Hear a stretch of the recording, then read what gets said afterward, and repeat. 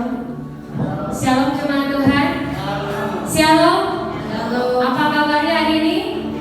Luar biasa, haleluya. Pada pagi hari ini kita mau datang kepada Tuhan. Saya percaya ketika umat Tuhan datang ke tempat ini, umat Tuhan sudah merdeka di dalam Tuhan, amin. Kita sudah mau menyempatkan waktu kita untuk memuliakan Tuhan. Biarlah urapan daripada Roh Kudus mengalir di tempat ini, mengurapi setiap kita yang hadir pada pagi hari ini. Izinkan pada pagi hari ini Roh Kudus bekerja dalam setiap hati Bapak Ibu saudara-saudari yang hadir di tempat ini. Jangan biarkan Roh itu berlalu begitu saja, tapi izinkan Roh Kudus bekerja berkarya dalam hidupmu. Yesus.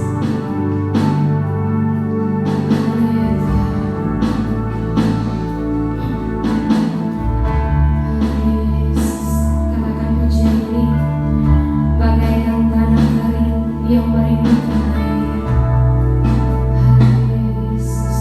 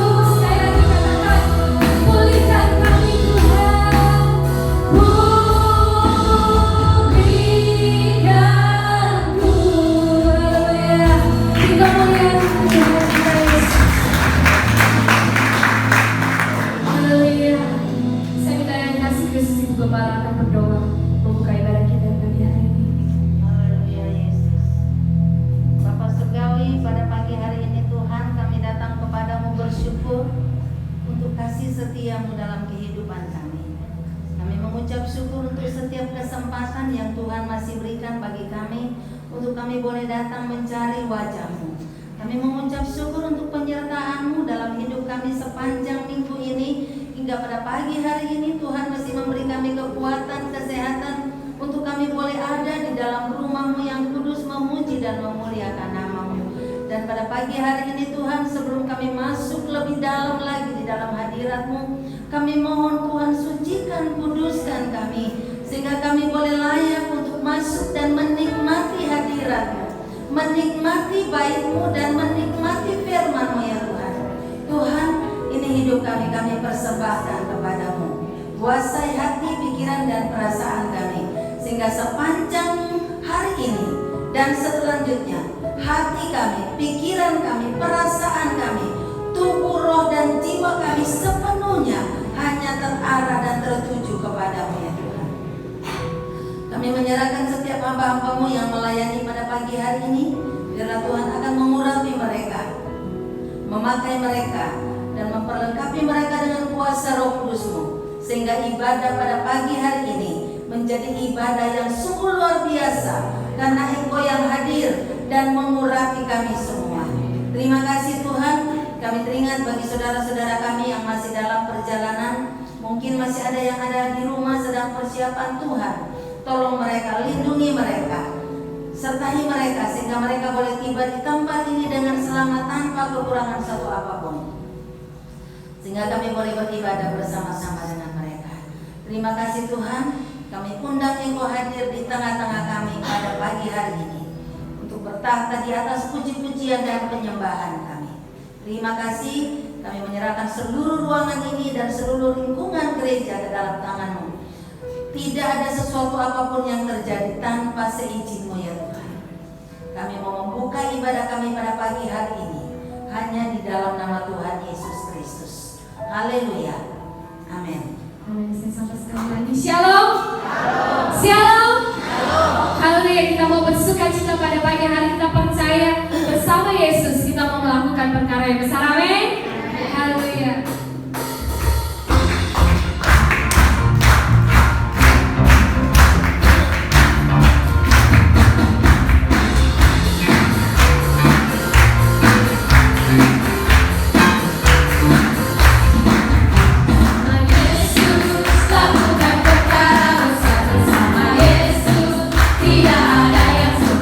Bersama Yesus ada jalan keluar untuk masalahmu.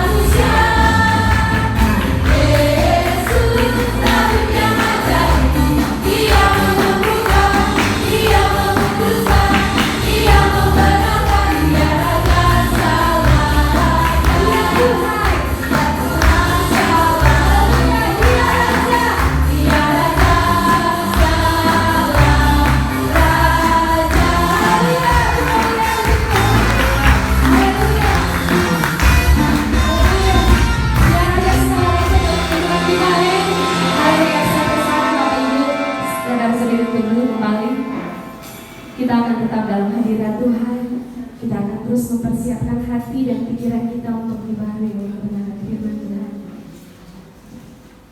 Seperti rusa yang merindukan sungai, begitupun jiwa dan kehidupan kita yang merindukan kebenaran firman Tuhan yang akan membuatkan kehidupan kita, yang akan terus membasahi setiap tanah-tanah hati kita yang mungkin sudah kering, yang mungkin sudah basah. Terus izinkan Roh Kudus berkarya dalam setiap hati Roh, untuk Dia menjamah dan memulihkan, dan Dia membasahi seluruh kehidupan kita semua yang hadir pada hari ini.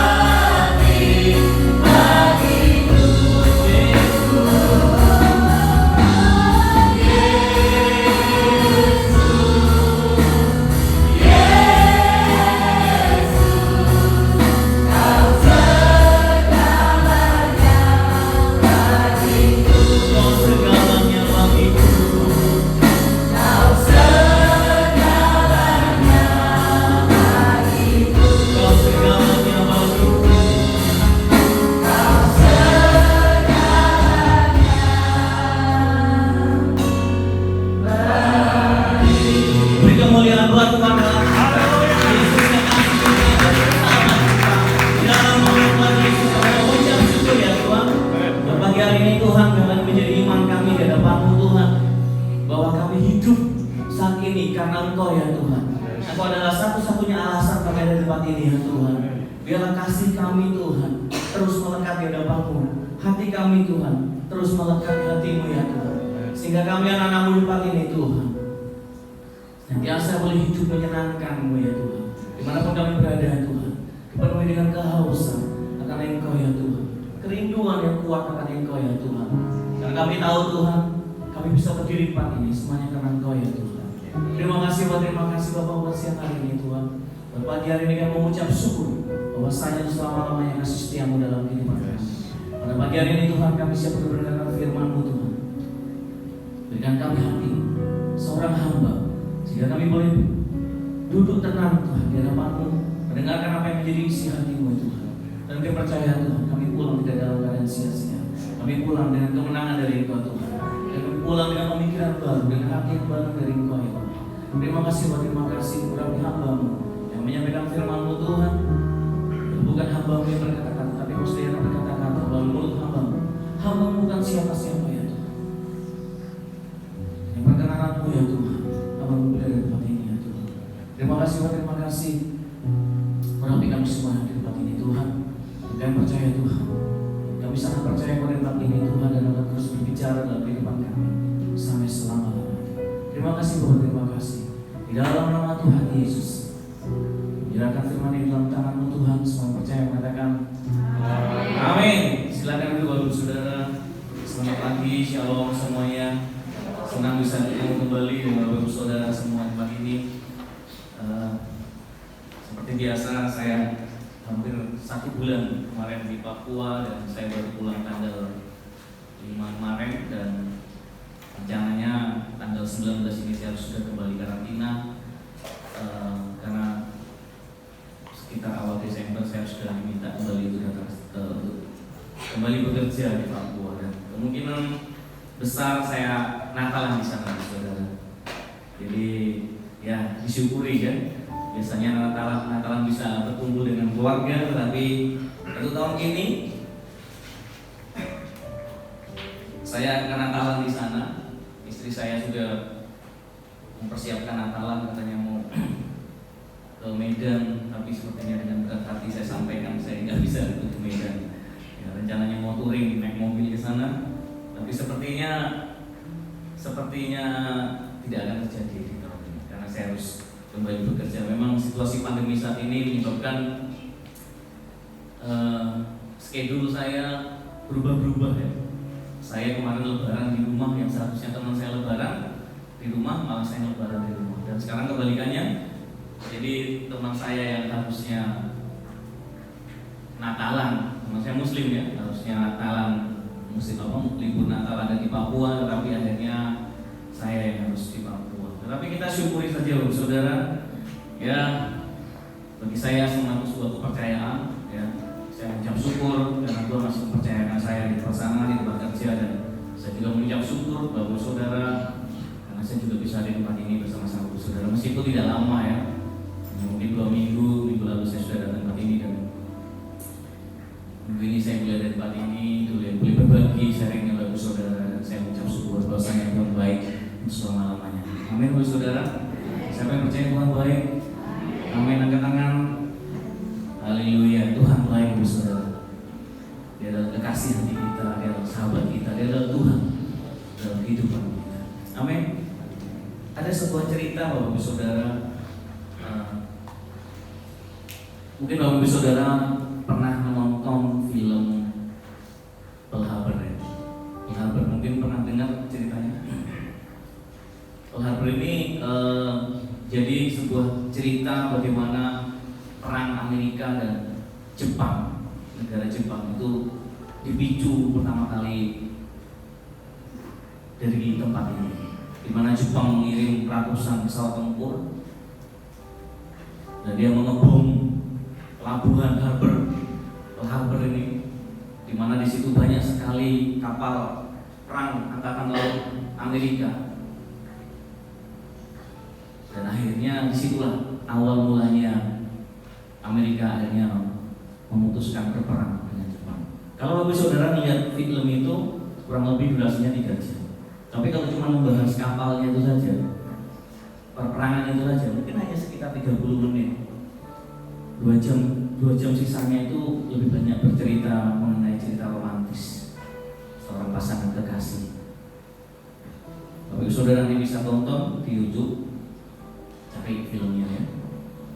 Dikisahkan saya lebih tertarik dengan kisah romantis di situ. Kisah persahabatan dan kisah perselingkuhan. Dan akhirnya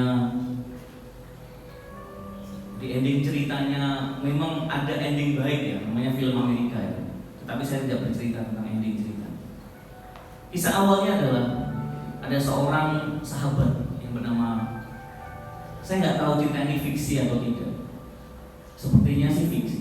Ya, dia membumbui cerita perang itu dengan sebuah cerita romantis. Ada dua pria yang bersahabat, namanya itu Rev dan Dani. Ya. Dua pria ini bersahabat sejak kecil. Dia sejak kecil bersahabat sampai dewasa, sampai akhirnya mereka dua-duanya diterima sebagai tentara Angkatan Laut Jepang, Angkatan Laut Amerika. Dan mereka diterima sebagai penerbang pesawat tempur. Kedua pria ini adalah pria yang begitu bersemangat. Mereka bersahabat dari kecil, ya. Bersahabat dari kecil, dikisahkan sampai dia menjadi dewasa dan akhirnya dia bergabung dengan tentara Amerika dan kemudian mereka ditempatkan di Pearl Harbor. Dikisahkan Rev sama Dani ini adalah benar-benar seperti adik kakak, padahal dia ini bukan siapa-siapa. Mereka bukan saudara, tapi mereka benar-benar punya ikatan saudara yang begitu luar biasa. Dan ketika mereka bertugas di tempat kerja itu, mereka bertemu dengan seorang wanita yang bernama Evelyn. Mungkin ada di sini namanya Evelyn, mungkin kebetulan saja.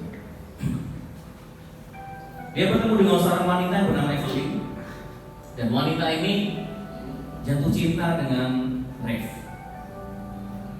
Rev ini jatuh cinta dengan Evelyn, dan keduanya benar-benar jatuh cinta keduanya, sehingga mereka saling sedih kalau mereka harus berpisah. Suatu kali tentara Amerika diminta bantuan oleh Inggris untuk membantu perang melawan Jerman, dan pemerintah Amerika diminta untuk mengirimkan pilot-pilot pesawat tempurnya. Dan kemudian dia mendaftar si Rev ini, dia seorang pilot pesawat tempur yang pandai ya, ikatan ya, dan dia termasuk handal. Dan dia akhirnya mengajukan diri dan dia dikirim ke London, ke Inggris untuk membantu perperangan tentara Amerika dan tentara Jerman. Akhirnya dia berpisah dengan Evelyn dan dia sangat sedih sekali meninggalkan Evelyn, dan Evelyn juga sangat sedih ditinggalkan oleh Rev. Dan Rev berjanji kepada si Evelyn, aku akan pergi ke London, aku akan membantu perang di sini. Tapi aku berjanji bahwa saya akan kembali. Saya akan berjanji saya akan kembali menikahi. Saya akan kembali. Dia berjanji dengan cintanya yang kuat, dia berjanji kepada Evelyn bahwa dia akan kembali.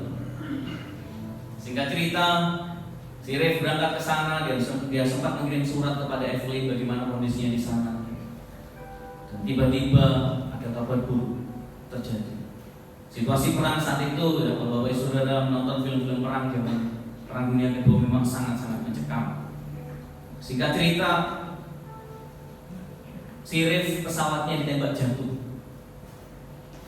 oleh Jerman, dan jatuhlah dia ke laut. Si pesawat Rev ini jatuh.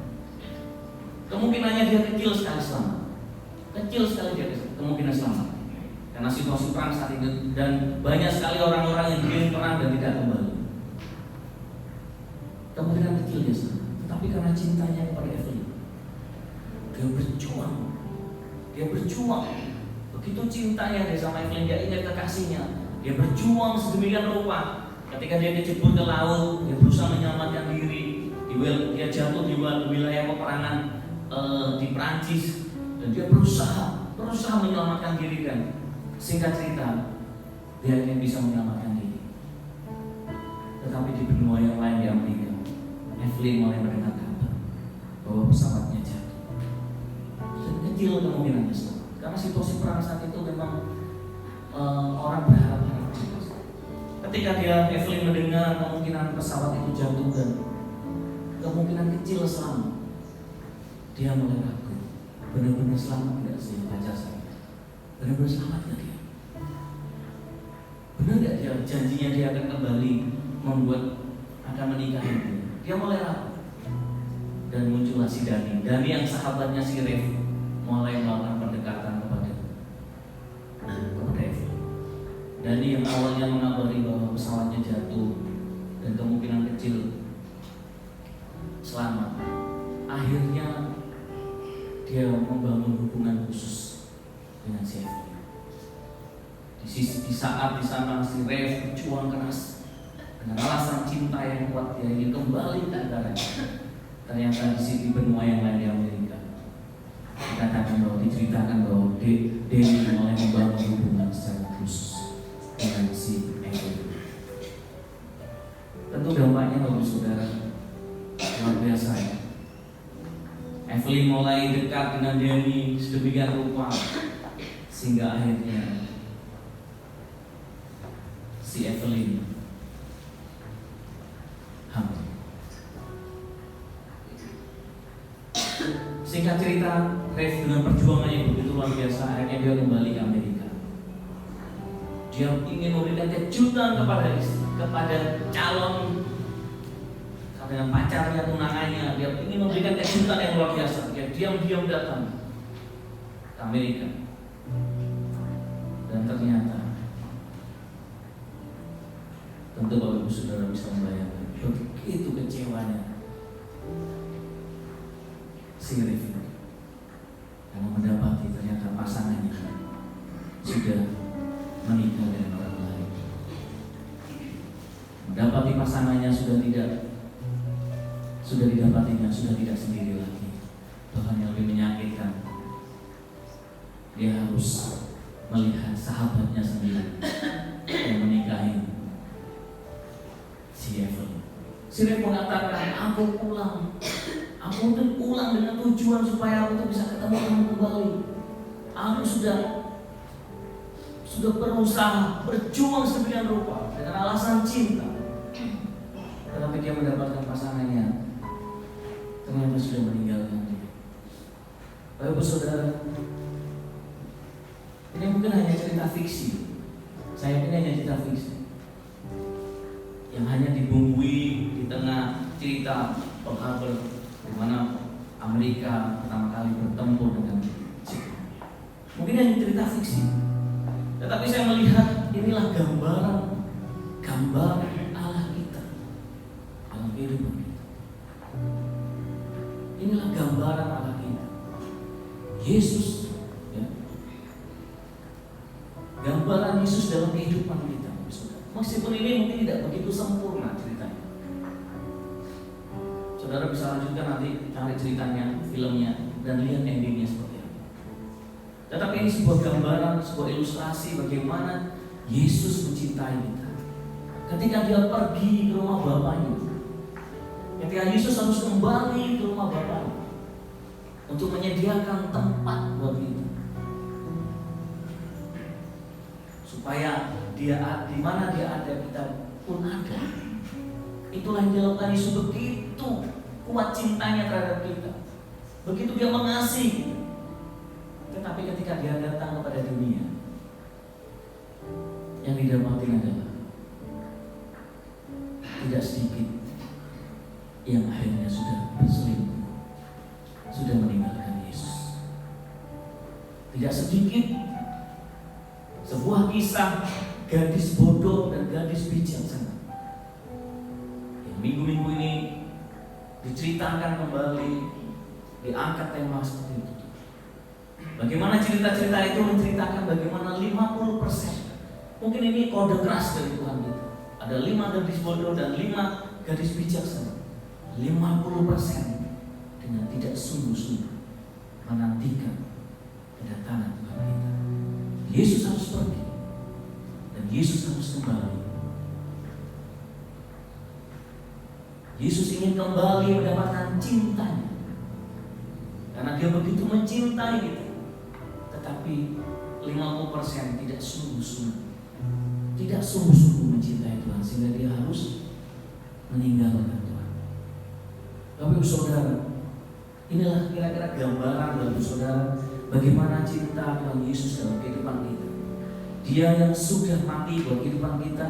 Kita ini bukan siapa-siapa. Kita ini najis di depan kita. Kita ini orang berdosa, tidak ada yang suci di depan. Semua manusia telah berdosa dan telah kehilangan kemuliaan dari Allah. Semua manusia cemar.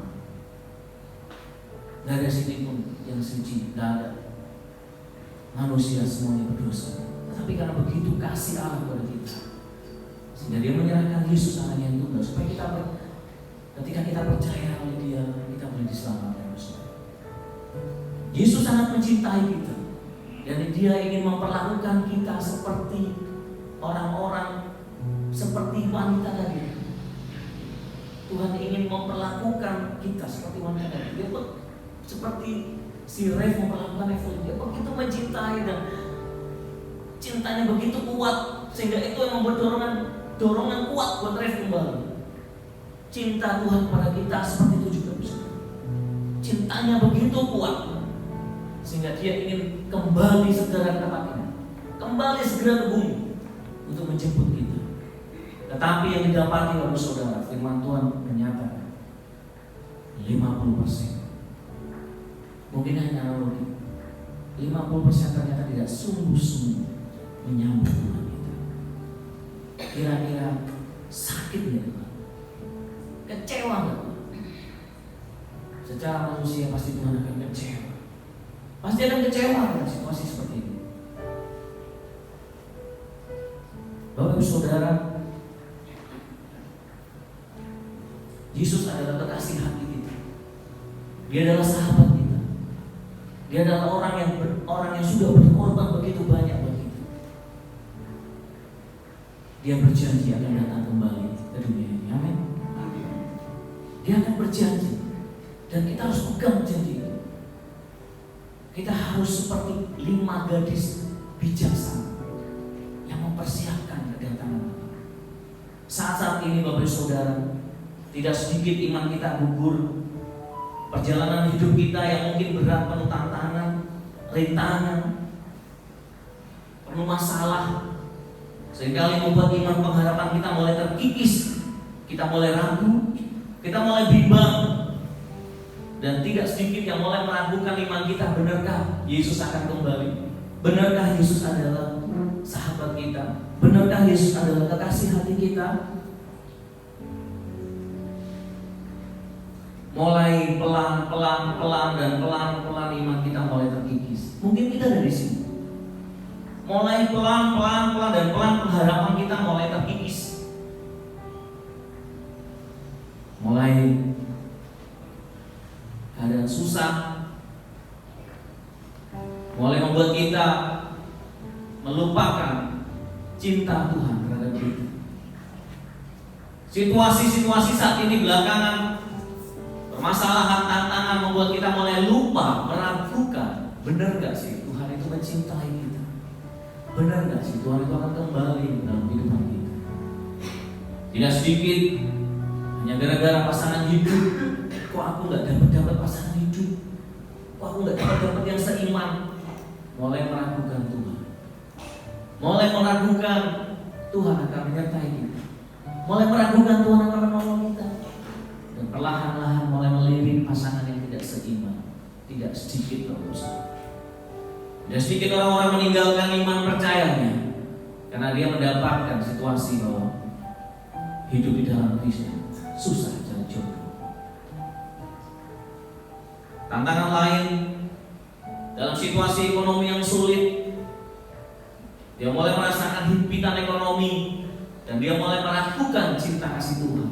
Mulai meragukan apakah benar-benar Tuhan mengasihi kita.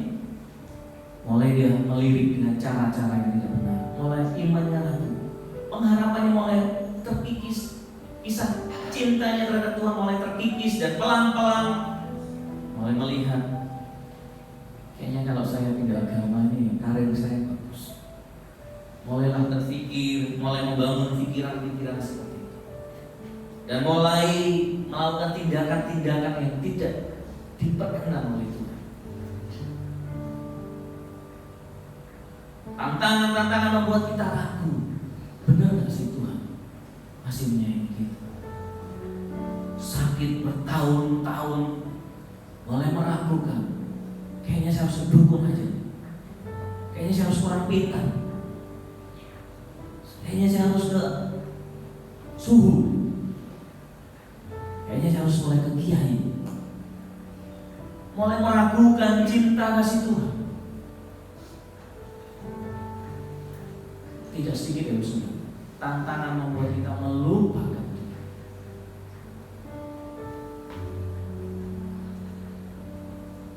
Saya katakan hari ini Tuhan masih menyayangi kita. Apapun keadaan, apapun situasi kita, situasi pandemi yang mungkin kita sekarang mulai kekurangan pemasukan uang, saya katakan Tuhan masih mencintai kita. Dia masih ingin terlibat dalam kehidupan kita. Dia ingin membuat sebuah terobosan dalam kehidupan kita. Tidak ada satupun di sini yang mau Tuhan tinggalkan. Tidak. Jangan pernah berpikir bahwa situasi saat ini, kesulitan saat ini, itu karena Tuhan sudah melupakan kita. Tidak. Tuhan masih sangat mencintai kita. Hatinya masih melekat kepada anak-anaknya. Tinggal kita, Bapak Saudara, apakah hati kita masih melekat dalam Tuhan? Kalau hati kita tidak melekat dalam Tuhan, ketika Tuhan datang, Dia bisa kecewa melihat kita telah berselingkuh. Bapak Saudara,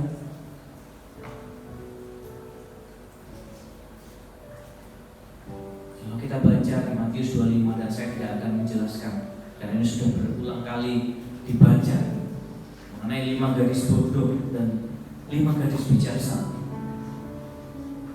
Kita harus meniru gadis bijaksana.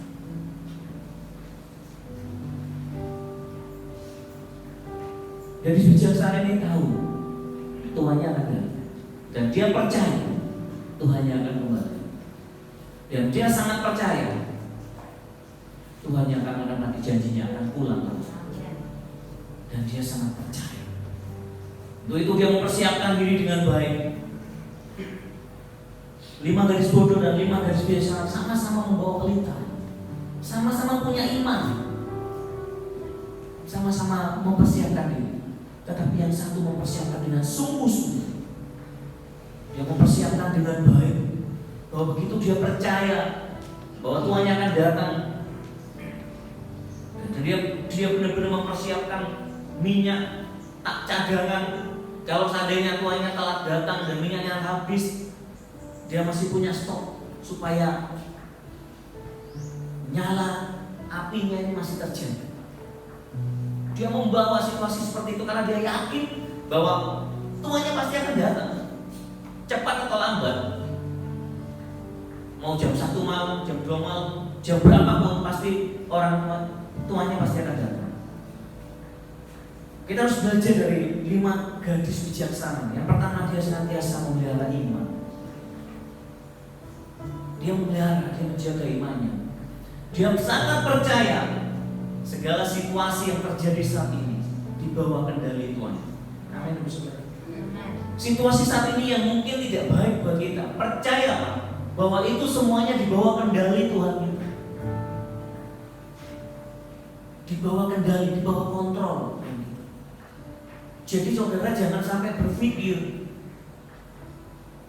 Tuhan sudah lupa saya, Tuhan sudah gak peduli saya, Tuhan sudah gak care dengan saya, Tuhan sepertinya gak lupa dengan saya.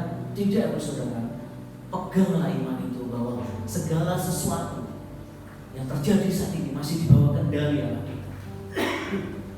Matius 28 ayat 18. Yesus mendekati mereka dan berkata, kepadamu telah diberikan segala kuasa di surga dan di bumi.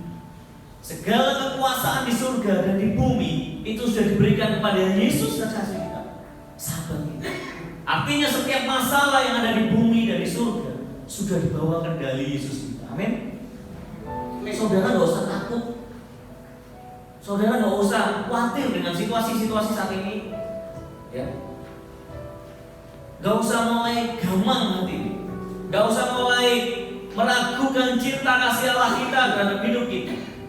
Jangan sampai saudara, tetaplah punya passion, semangat yang luar biasa, bahwa kita yakin bahwa Yesus ada dalam kehidupan kita. 5 gadis bodoh, 5 gadis bijaksana memelihara imannya, dan 5 gadis bodoh dia tidak sungguh-sungguh memelihara imannya. Dia percaya, tapi percayanya setengah-setengah. Kristen iya, ke gereja iya, mungkin ada di sini, mungkin setiap hari ke gereja, mungkin ya secara lahiriah fisiknya ada di gereja, tetapi tidak sungguh-sungguh memelihara imannya, masih suka dukun, masih suka ke orang-orang tua. Ya, jangan sampai saudara. Amin. Kalau masih ada yang suka ke orang tua, orang-orang tua ya, bukan orang-orang tua, bertobat ya, saudara. Masih juga ke dukun, bertobat ya, saudara. Kita sudah menyakiti kekasih kita.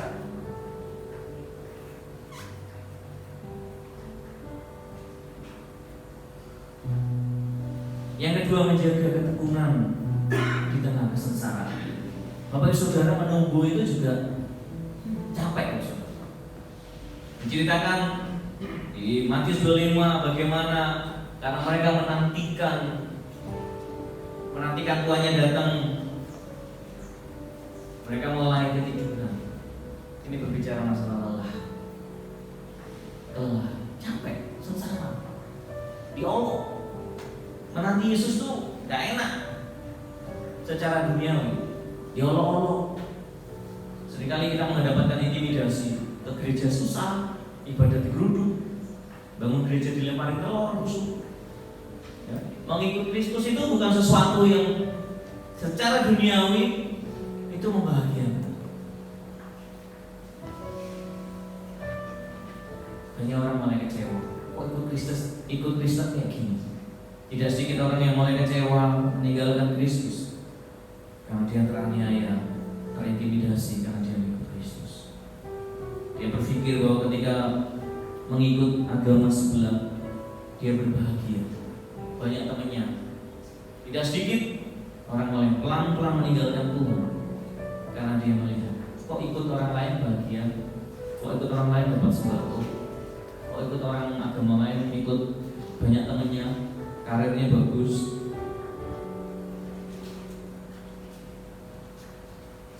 Mengikut Yesus harus siap sengsara. Amin. Siap sengsara.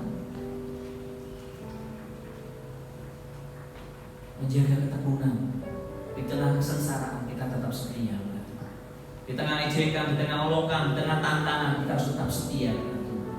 Roma 5 ayat 3 sampai 5. Dan bukan hanya itu saja, kita malah bermegah megah juga dalam kesengsaraan kita. Karena kita tahu bahwa kesengsaraan itu menimbulkan ketekunan, dan ketekunan menimbulkan tanuji, dan tanuji menimbulkan pengharapan, dan pengharapan tidak mengecewakan. Karena kasih Allah telah curahkan dalam hati kita oleh Roh Kudus yang telah dikaruniakan kepada kita. Bapak Ibu Saudara, di tengah situasi saat ini tetaplah teguh, tetaplah setia. Situasi saat ini yang membuat kita seringkali tergoncang iman kita, tetaplah pegang janji kekasih kita bahwa dia akan kembali dalam kehidupan kita. Dia akan kembali menjemput kita, saudara. Dia saat ini ada di surga sedang menyiapkan rumah buat kita semua. Di sana dia sedang menyediakan bukan kapling baru, rumah baru buat kita. Ya, dia hitung, oh Pak Marjono belum dapat rumah, siapin dulu. Si A belum dapat rumah, oke siapin dulu. Tuhan di sana nyiapkan rumah semuanya buat kita. Semua yang ada di sini disiapkan rumahnya di sana. Amin. Bukan rumah di sini yang kena angin, gentengnya terbang, kena banjir, dindingnya roboh. Tuhan sedang menyiapkan perumahan begitu banyak buat kita. Itu yang kita pegang. Dan ketika dia kembali, apakah kedapatan kita memelihara iman?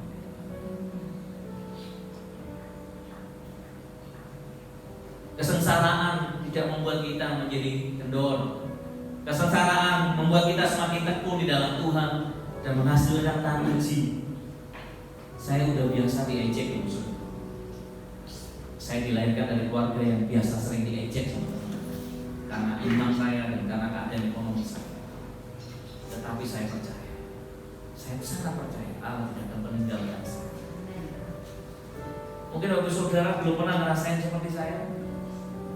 Saya dulu waktu memutuskan untuk kuliah, satu kampung, satu RT itu ngomongin saya,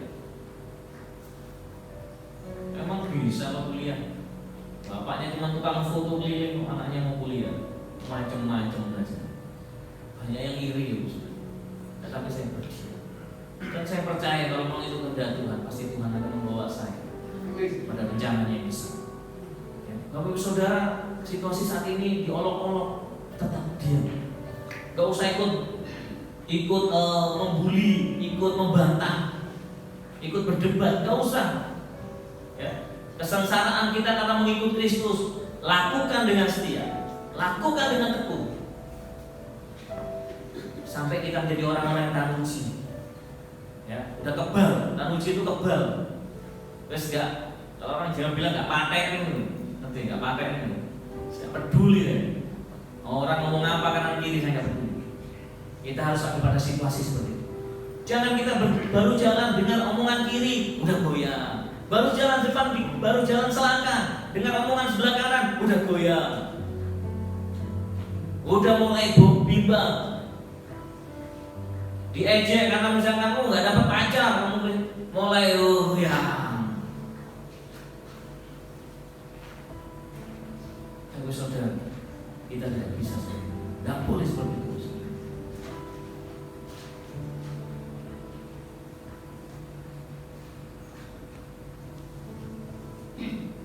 Mau hidup bertekun dalam Tuhan, siap tahan uji. Amin, Bapak Saudara. Situasi tidak akan menggoyahkan kita. Situasi tidak boleh menggoyahkan iman kita.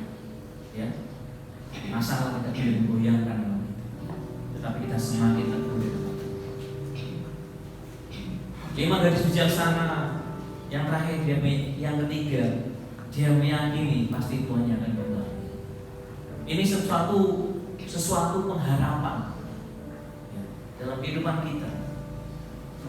Dia begitu yakin Tuhannya akan kembali. Demikian juga kita. Bagian dari iman kehidupan kita ketika kita meyakini seseorang itu akan kembali. Bapak Saudara, kalau Bapak Saudara punya saudara, saudara itu mengabari kita, aku mau datang ke rumahmu ya. Kapan? Misalkan dari Medan, aku akan datang minggu depan. Nah, Bapak Saudara, ketika dia akan datang minggu depan, kira-kira kita sebagai tuan rumah, ini adalah saudara yang begitu spesial, dia mau datang. Kira-kira ketika kita di rumah, sebelum dia datang, terus kita layeh-layeh gitu, kira-kira gitu loh? Enggak. Ya. Kita persiapkan rumah kita, disapu, kalau perlu dipel sampai 100 kali, sampai keramiknya hilang. Dipel, dibersihin, ya. Apalagi yang datang presiden. Kalau saudara biasa mungkin ya sekedarnya. Tapi kalau itu benar-benar orang spesial, pasti dia akan mempersiapkan rumahnya sedemikian rupa. Sedemikian rupa dia persiapkan. Terlepas itu akhirnya jadi apa tidak, kan masih minggu depan, dan ternyata hari-harinya nggak datang, misalkan. Tetapi setidaknya bagian dari iman kita untuk menyambut itu, kita harus mempersiapkan. Karena kita sudah meyakini bahwa tamu itu akan datang. Karena kita sudah meyakini, maka kita akan mempersiapkan. Demikian juga dengan Yesus dalam kehidupan kita. Ketika Yesus berjanji dalam kehidupan kita, dia akan kembali dalam kehidupan kita untuk menjemput kita. Kita terus meyakininya itu sampai kita benar-benar mempersiapkan seperti seorang tamu spesial datang. Demikian juga dengan 5 gadis bijaksana. Dia mempersiapkan, dia menyiapkan minyak cadangan, jangan sampai mati. Dia mempersiapkan sedemikian rupa. Terlepas saja tuannya datang apa enggak. tapi dia mempersiapkan semuanya. Kalau 5 gadis bodoh, dia tidak melakukan seperti itu. Hanya sekedarnya aja. Dan akhirnya ketika tuannya datang, kedapatan minyaknya habis dan pelitanya mulai padam. Kita tidak tahu kapan Yesus datang kedua kali dalam kehidupan kita. Bisa secara pribadi maupun secara universal. Ketika dia turun dari langit, tengah awan-awan dengan kemuliaannya. Hari-hari ini ya saudara, situasi tanda-tanda sudah kita lihat bahwa Tuhan memang semakin dekat. Kedatangan dia sudah semakin dekat. Kita ini adalah generasi terakhir. Kita ini generasi terakhir yang akan melihat secara langsung kalau Tuhan masih izinkan. Tuhan datang kedua kali. Kita ini adalah generasi terakhir. Tidak ada generasi lagi setelah itu. Ditandai dengan munculnya bangsa Israel kembali menjadi sebuah bangsa. Itu adalah tanda kedatangan Tuhan kedua kali. Bangsa Israel yang begitu lama, lebih dari 2000 tahun menjadi sebuah bangsa buangan dan terjajah, tiba-tiba menjadi sebuah negara yang baru dan merdeka, seperti kerajaan zaman Daud yang berdiri sebuah kerajaan. Ini adalah negara Israel yang terakhir. Karena ini adalah negara Israel yang terakhir yang akan menyambut kedatangan Tuhan Yesus. Ini adalah tanda. Saat ini Bapak Saudara lebih lagi mempersiapkan diri. Bukan berarti kita tidak boleh melakukan aktivitas kita. Bukan berarti kita tidak boleh melakukan pekerjaan kita. Tidak. Tetapi ini hari-hari benar-benar hari-hari yang terakhir, Bapak Saudara. Bapak Saudara benar-benar mempersiapkan diri. Ini mengingatkan juga kepada saya. Kedatangan Tuhan sudah semakin dekat. Baik itu secara pribadi maupun secara universal. Ya, Bapak Saudara. Kita harus mempersiapkan diri. Lihat hati kita. Apakah kita benar-benar setia menantikan diri? Apakah kita menguji diri? Apakah kita benar-benar setia saat ini di hadapan Tuhan menanti kedatangan yang kedua kali? Atau kita hanya seperti seorang gadis bodoh yang asal-asalan, yang setengah-setengah? Ya udah ada gereja, ya udah ada gereja deh, tapi dengan tidak sungguh-sungguh. Saya sendiri, Bapak Saudara, sedang memikirkan untuk pensiun dini. Saya sendiri sedang berpikir, saya ingin memberikan waktu saya sebanyak mungkin buat keluarga. Karena sering ke Papua. Ini sedang mulai saya planning. Memang menjadi sebuah doa saya. Uang bukan segala. Karena ada bagian-bagian tertentu yang tidak bisa dibeli oleh uang. Memang kita perlu, tapi ada bagian dalam kehidupan kita yang tidak kita bisa beli dengan uang. Kebahagiaan dengan istri, dengan anak, kita tidak bisa. 1 bulan di sana, 2 bulan, memang dapat uang banyak. Tapi masa-masa saya harus bertemu, berinteraksi dengan anak-anak, mengawasi mereka belajar, hilang waktu.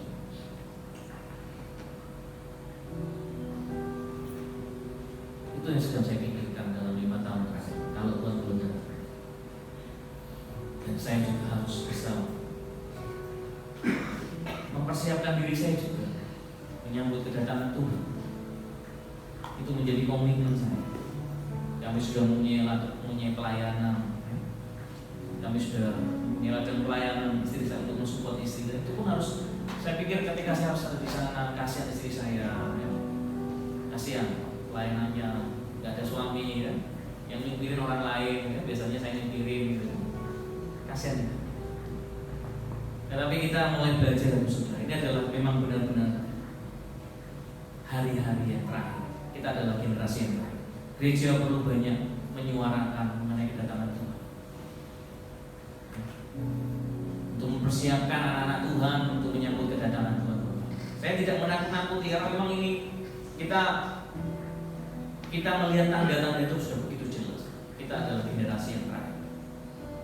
Ketika ukurannya adalah bangsa Israel kembali menjadi sebuah bangsa.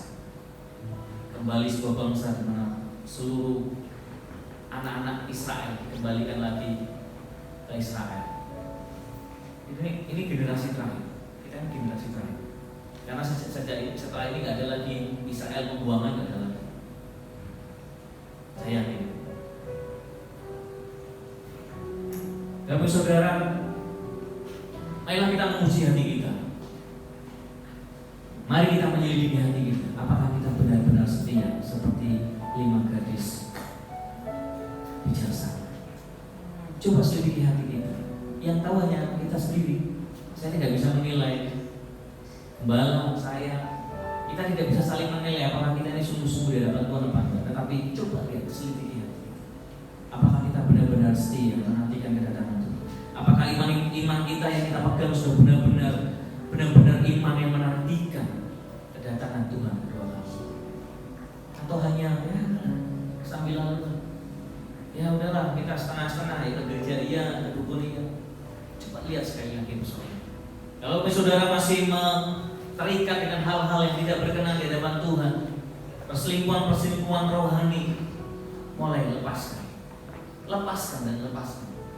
Perselingkuhan rohani, kebiasaan-kebiasaan yang tidak baik yang membuat kita kedapatan berselingkuh secara rohani, mulai tinggalkan itu. Kita bukan siapa-siapa di hadapan Tuhan. Tuhan sedang mempersiapkan rumah di sana buat kita. Jangan sampai rumah di sana nanti kosong karena kita tidak jadi dijemput. Karena kita ternyata sudah tinggal selingkuh dengan orang lain, dengan roh lain. Jangan sampai seperti itu. Tantangan boleh ada, tapi kita tetap percaya Allah menyertai. Amin. Saya ingin saudara boleh kami berdiri dalam ujian. Selidikilah aku, selidiki hatiku, lihat hatiku, apakah aku sungguh mengasihi Yesus. Marilah kita menguji hati kita, merenungkan kembali firman Tuhan pada siang hari, pada pagi hari. Apakah hati kita sudah benar sungguh-sungguh menantikan mengasihi Yesus? Karena Dia lebih dulu mengasihi kita.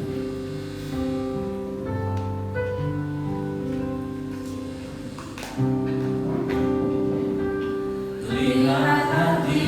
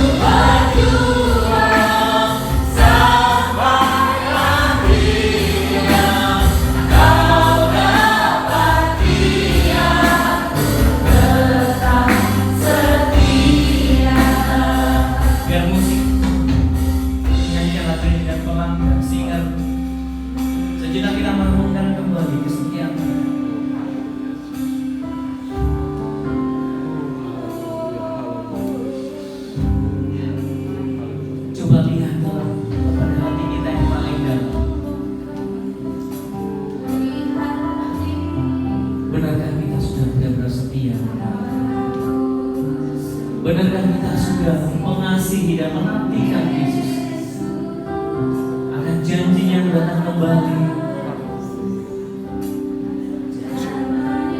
Atau kita sudah mulai goyang iman kita karena begitu lama penantian demi penantian, sepertinya Yesus sudah melupakan.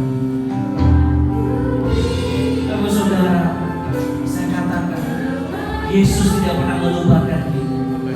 Yesus sampai hari ini tetap mengasihi. Kasihnya yang kekal, kasihnya yang tidak dibatasi oleh waktu, tempat, dan keadaanmu. Sampai hari ini dia tetap mengasihi kita. Dia akan kembali menyediakan rumah baru buat kehidupan kita.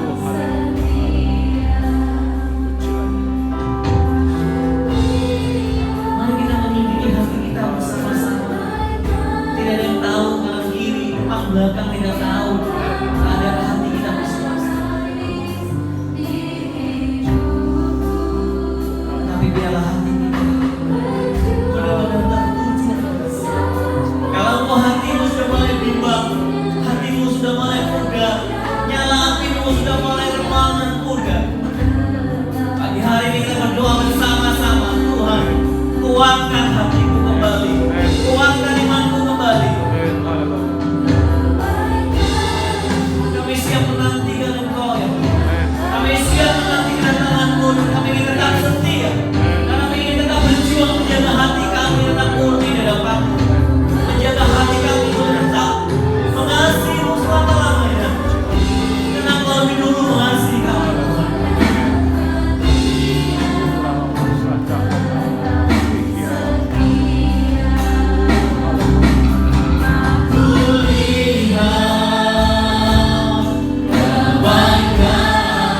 Saya minta istri saya untuk berdoa.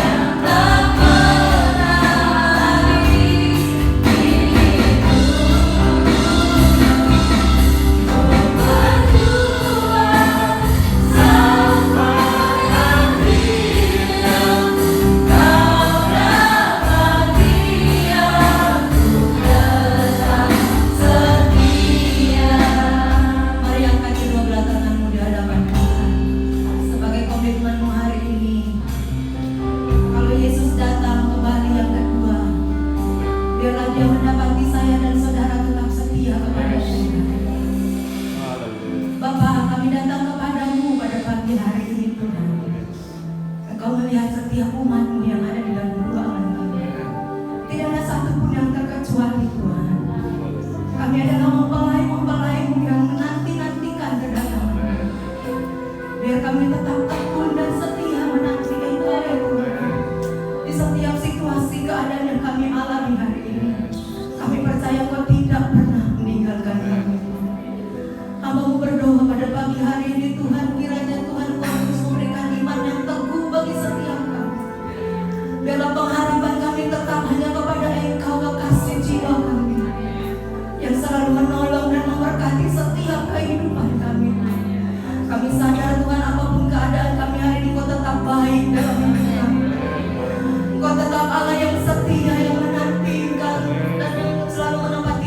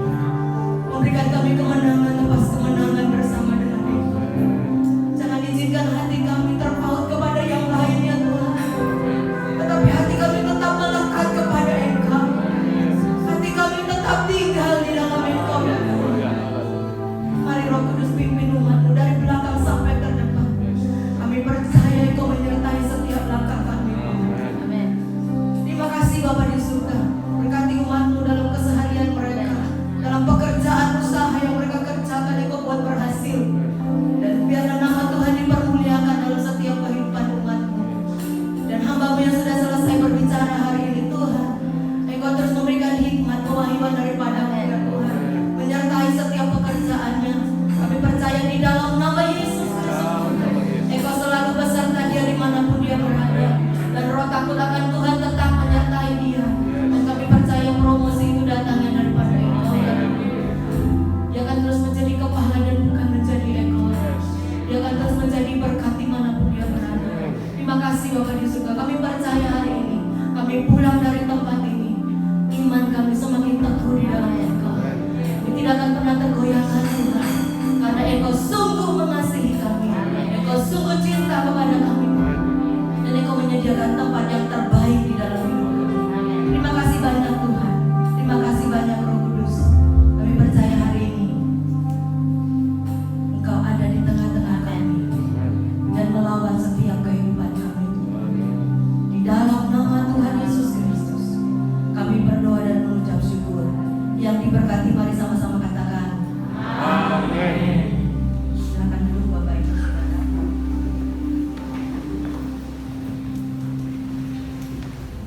Shalom, saudara diberkati.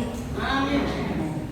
Kita bersyukur bahwa kita adalah orang-orang yang diberkati oleh Tuhan. Kita adalah orang-orang yang sudah dipertunangkan dengan Kristus, dan kita adalah orang-orang yang sedang menanti kedatangan mempelai kita. Oleh karena itu mari kita akan tetap setia dan setia sampai akhir. Mari kita akan bangkit berdiri mengakhiri ibadah kita pada pagi hari ini. Haleluya Yesus, terima kasih Tuhan. Ku mau hidup